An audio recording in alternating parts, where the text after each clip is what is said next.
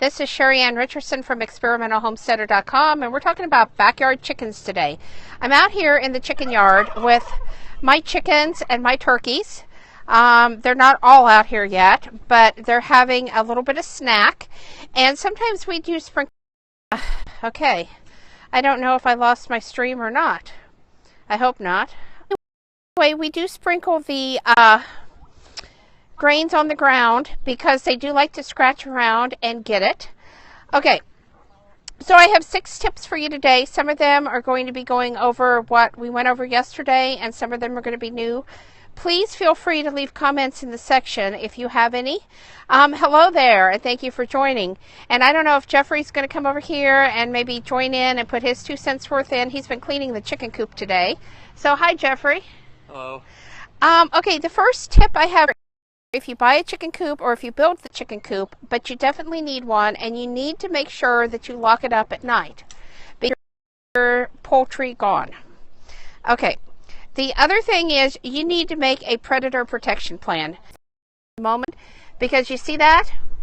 Okay, we put netting up above so that predators could not climb into our chicken coop, but then it has collected leaves and debris. And so we're going to have to rethink our predator protection plan. Because coon, fox, we've had possum in our chicken coop, but they did not hurt the chickens. But all of the other thing is to keep your chicken coop and your chicken run clean, but do expect dirt, mud, and smells. As you can see, this is not perfect. This is not the nice, pretty, grassy area. But in the spring, when we clean it after it not being cleaned all winter, there's definitely a stink. So that researching chicken ailments and learning to care for them is part of the deal. I have found one vet in all of my time that actually deals with poultry. So learning to do things myself has been absolutely imperative. We use diatomaceous earth as their warmer instead of using a different type. We use kelp to make sure that they get the nutrients that we need. And we feed them lots of scraps and good snacks from the kitchen. They get raisins, they get sunflower seeds, they get pumpkin seeds, they get the ends off of the green beans, the ends off of the peas, all kinds of stuff, fruit, many items that they get. Okay, don't expect eggs on a regular schedule. Sometimes they don't lay when you think they should. You think they're old enough. They still don't lay.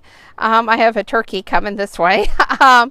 So just know that while, yes, most chickens do lay an egg a day, they don't always do that. And in the wintertime, their egg laying certainly slows down.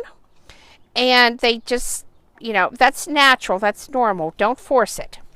Okay. And know that you are going to lose chickens. I don't care how good a care you take of them, how predator proof you think your area is. It happens. Hi, Melissa. There is nothing that you can do about it. I mean, you can do the best you can, but there's always going to be a loss. So if you have chickens as pets, especially if you have young children who this is their pet, prepare them. Yes, those are turkeys. I have 2 toms and a hen, and then I have some chickens down here. And so, Jeffrey, do you have any thoughts to throw in on this? I bet Melissa does. You have some thoughts, Melissa? I don't know. The turkeys have some thoughts. Yeah. Turkeys have been fairly vocal today. Yes. And these are heritage breed turkeys. I don't remember the exact breed, but they were given to me. And oh yes, definitely, Melissa, do expect some loss, but don't let it stop you. These guys are just so. Jeff, can you reach down and grab a chicken? Or we're going to see if Jeff can catch a chicken. There we go. Okay, there is Jeffrey with a chicken. These guys are so sweet and so rewarding, and absolutely the nicest birds you're ever going to own. There we go.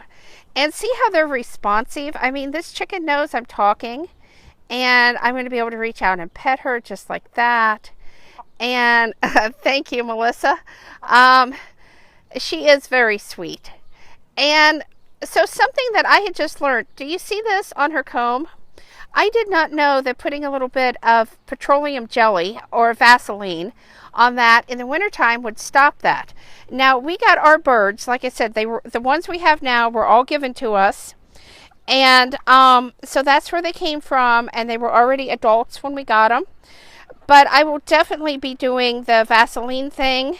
And see, even the turkeys you can pet. I know people say turkeys are mean. They are not. They are just lovely. And no, the chickens and turkeys you see here will not be going in the stew pot. Best way to go is with older birds. They're smarter. That's true, Melissa. And do I keep them for eggs or kill them for meat? Okay, I do both. The ones I have here are my pets. They, like I said, were given to me by a friend. They have been here a while. They are older. So I'm not going to butcher them. But I have certainly butchered chickens before. The meat is absolutely fabulous. And as I said yesterday, if you're going to get into chickens, you need to think about, do you want them for meat? Do you want them for eggs? Because, okay, here's two sitting up here. They're getting ready to roost because it's getting darker out here. But definitely think about that. And butchering chickens is not as nasty as one might think it is. It's really fairly simple. And here comes a cat.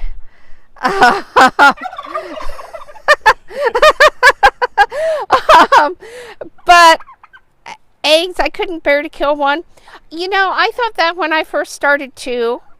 And it's okay if you only want to keep them for eggs.